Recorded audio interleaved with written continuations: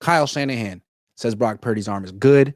Brock Purdy says his arm is good. You watched him play against Buffalo. I put out like a 3-minute clip of him warming up today. I don't know if people saw it. Go on my channel, check it out. Best guess, is he 100% healthy? No. I don't think any player at this time of year is 100% healthy, just for the Let me record. be more specific. The shoulder. Yeah. Shoulder, elbow, just throwing arm. I'll just say throwing arm.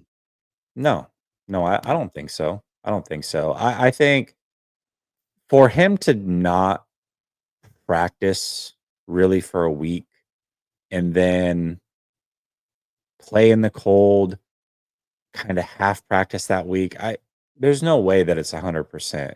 Now, is it an excuse? No. I mean, if you're on the field, you're playing. If you've decided to suit up, then you've got to play. And if you can't play at a top level or your best, and that's not helping the team, then you probably shouldn't be playing. So if he's out there, I'm assuming he feels like he can help the team win, which means you're going to be held accountable for doing just that. But I don't believe he's healthy 100%. No, there's no way. There's got to be something up with that shoulder that we don't know about. Something. Or I get elbow, the feeling or when the both. season ends, they're going to come out and be like, look, we didn't want to talk about it, but he was playing through XYZ. He's the toughest player of all time. We're giving him the Purple Heart and Medal of Courage and a 6-year extension.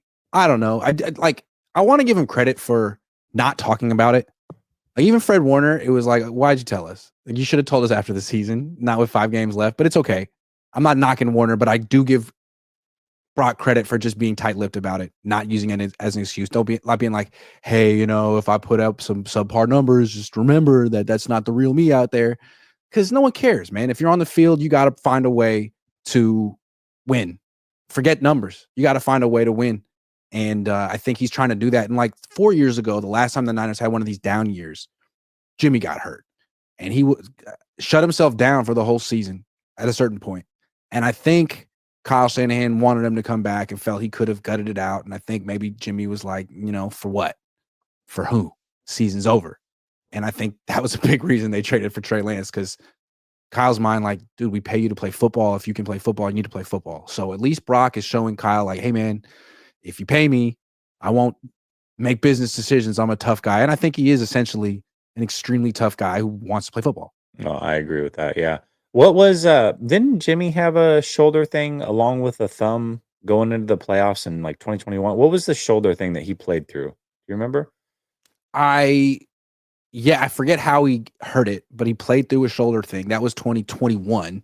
Mm-hmm. And then the Niners that year were going to try to like trade Jimmy and make Trey the starter. And then all of a sudden, as soon as they're about to trade Jimmy, Jimmy's like, oh, psych, I just had shoulder surgery. I'm not going to be ready for a while. Can't trade me. Remember that? Yeah. I could see something like that happening with Brock, maybe without the surgery, but just like, similar to what Jimmy had, not as severe, but he was able to fight through it, and we just didn't want to talk about it. He didn't want to talk about it or make an excuse about it. Whatever. Like, I could definitely see something like that happening. And the 49ers do this. I mean, how long? I made a short like weeks ago. Like, man, Fred Warner's not playing very good football. He's given up 30 completions in a row. It's like, well, now everybody wants to comment and be like, well, yeah, he's hurt. It's like, I didn't know that then, but we did find out eventually that he was hurt. And it was, in hindsight, like, oh, yeah, obviously he was hurt. He wasn't playing good football at all. Here's the thing. If he like finishes the season, stays on the field, wins a couple games and has a couple good performances, I do think he could get a 5-year extension. Not that he should, but I think he could. And it might be structured in a way that's very team friendly. Like, hey, here's technically $60 million a year, but there's nothing guaranteed after the first 2 years and it's backloaded. So good luck. Bet on yourself. It could be something like that. Yeah. But yeah, I think that's pretty much the best he could do at this point. And he could do a lot worse than that. Like if he were to shut himself down, if he were to, like, let's say he plays and at the end of the year, like you said, he needs surgery. Just a minor one, but surgery. No extension. You don't get an extension while you're rehabbing shoulder surgery. So, like, he doesn't even have to be great to get an extension, but he does have to be healthy to get an extension. Yeah, I agree. So be healthy. As your attorney, Brock, I advise you to play football without getting hurt. Simple as that. So good. So good. Okay, Niner Empire got you. Jay Odyssey. What do you guys think about the Al-Shaair late hit on Trevor Lawrence? I thought it was weak myself. Love the show. I go back and forth with this one because there's a couple times that I've watched the Texans this year. I'm like, man, Aziz is like on the line of really getting in some, getting some fines and some hits here. He's done some sketchy stuff.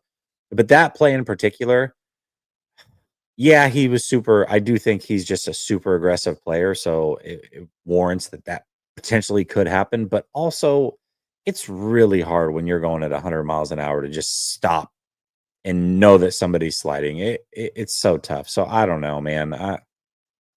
Can I say something? It feels very Yeah. political. It's taken on a life of its own. Like, it's a player who had a late hit. Like, okay, that happens once a week in football.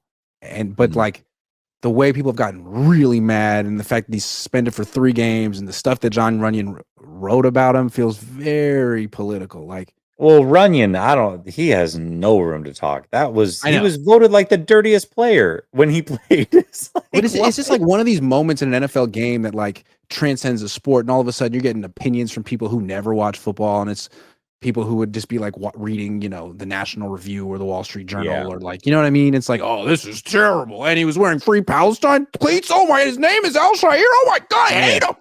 It's like, okay, whoa, you don't know this guy at all. And Angel Reese thing. It's like, you guys never cared about the WNBA before. Don't act like you're like in on this thing now. All these people with very strong takes about Aziz Al-Shaair. You just heard of him for the first time today. What are you talking about? Yeah. What team did he play with before this? Can you name them? No? Okay, I didn't think so. Yeah. I always thought of Aziz Al-Shaair. When I think of Aziz Al-Shaair, I think of a really good linebacker that the Niners should have kept. That's my impression of it. But I do remember that last year. I think Fred Warner was mic'd up. Yeah. And they were walking off the field together. Aziz had just made a really big play, and he's walking off the field kind of away from everybody, not celebrating. And Fred's like, "Oh, come on, man," trying to hype him up. And he's like, "Get off me, man." Like, it was just really weird. I was like, man, I don't think he's going to be back. I don't think he wants to be here. There's the guys who are in on the 49ers and the guys who are not in. And he was never quite in. Like, they was a product of them, but they never really promoted him. Alan from Coles again, you guys would love the combine experience. Do you guys see us potentially trading down in the draft because of the cap space? The Niners might want to never draft in round 1 again. They really suck at it. They might want to just trade those picks for running backs. Yeah, we'll see what's available at that, whatever pick they end up getting. But I think everything's on the table for them. I might go to the combine this year, considering I'm not going to playoff games. Might be fun. Yeah. I ain't got shit to do. It's Friday. Moises Rosales says, Grant, legit curious what your beef is with Lombardi. Do you think he disrespects journalism with his optimistic skew? Was he a jerk to you in real life? I didn't like during the Ricky Pearsall rookie minicamp when he went on his YouTube and said that he was the only objective, honest 49ers YouTube channel. I didn't like that. So that, I felt like, opened the floodgates, just a green light for me to say how I feel. Also, he doesn't have an optimistic skew. He thinks he's on the team. Before the games, like around the field, he's like hugging players' wives and stuff. He thinks he's on the team. It's weird to me. Like, optimistic skew is fine. So there's a lot of people do that. There's a million homers out there. He's on a whole different level, and it's delulu, in my opinion. And what I think was crazy about it too is that, like, the way he writes about the team, the like over the top, this is the greatest team of all time. They completely buy into it. Like, you talk about teams reading their press clippings, they love that stuff, and I feel like it's to their detriment. You know, that is not reality. They need to get back to reality. I'm not saying I'm the provider of that, but I think other people are a lot closer than whatever that type of coverage is. And if you go back to his coverage of Stanford once upon a time, it was the same thing. He thought he was on the team. It's weird style.